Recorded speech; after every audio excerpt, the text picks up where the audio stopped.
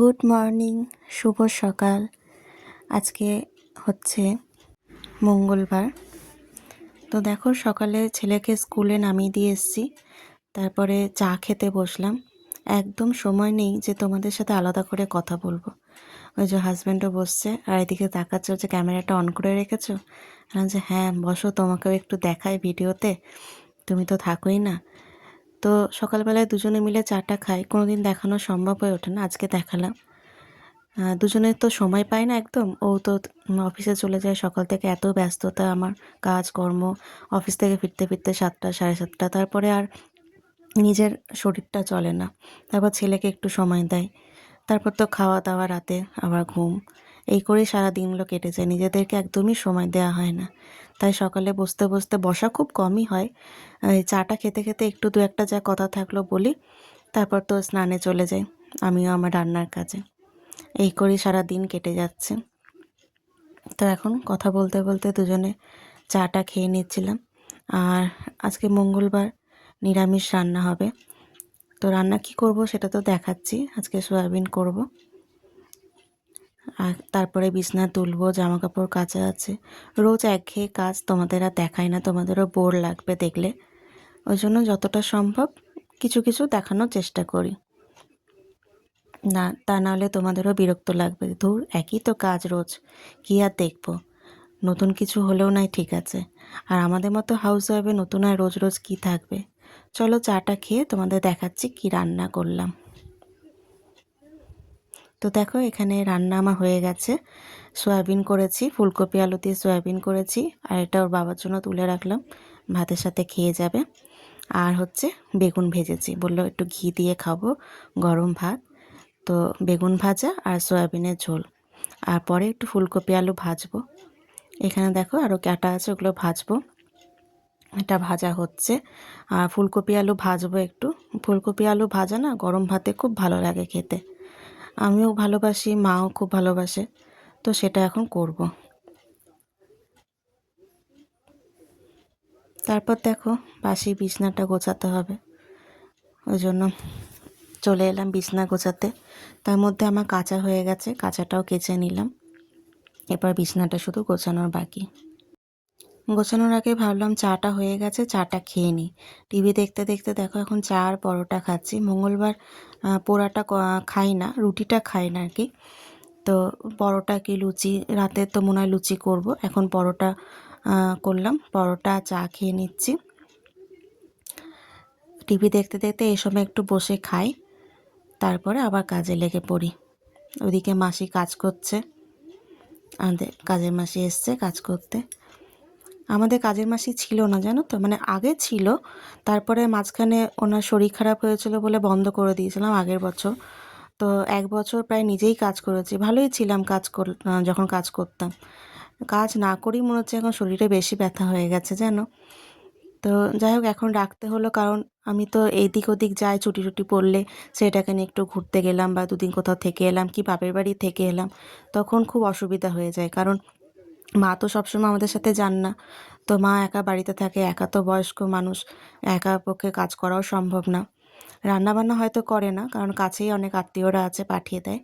তো যাই হোক, নিজের জামা কাপড় কাচা, ঘর মোছা, যেটুকুই কাজ বাড়িতে থাকে সেটুকু একা কী করে করবে।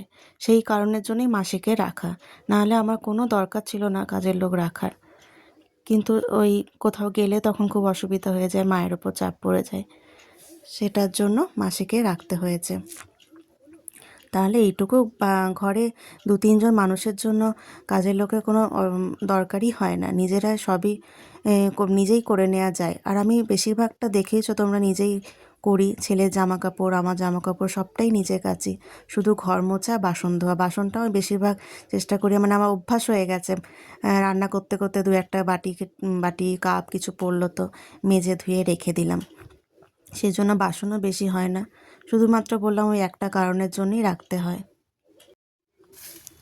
তো এখানে চা খেতে খেতে মাসির কাজও প্রায় হয়ে গেল, আর পেছনে বাগানে নিয়ে এলাম তোমাদেরকে দেখানোর জন্য। এই যে গাছগুলো আমি সেবার লাগিয়েছি, বাগানে কাজ করার লোক লাগিয়েছি, বাগান পরিষ্কার করছে, যা জঙ্গল হয়েছিল দেখো সব পরিষ্কার করে দিয়েছে।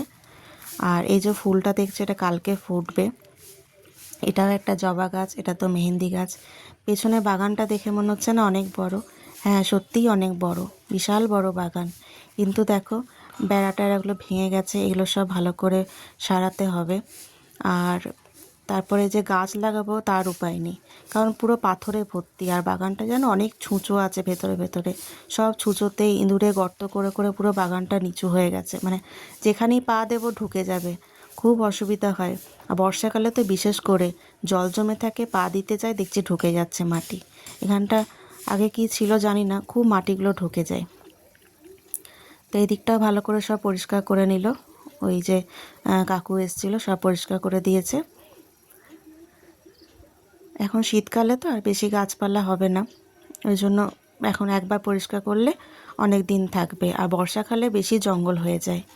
আমাদের মাঠটাও দেখে, আমাদের বাড়ির পাশেই, মানে মাঠের পাশেই বাড়ি। আমাদের বাড়ির পাশে আর কোনো বাড়ি নেই এদিকটা। তো বিশাল বড় মাঠ, ক্লাব আছে, ওখানে বিয়েবাড়ি প্যান্ডেল হয়েছে দেখতে পাচ্ছি। তো এখন দেখো আমি গাছে জল দিয়ে দেবো, এখন কিন্তু বিকেল হয়ে গেছে, তোমাদের বলা হয়নি। এখন বিকেল হয়ে গেছে, খাওয়া দাওয়া সব কমপ্লিট, ছেলে পড়াশোনা করছে।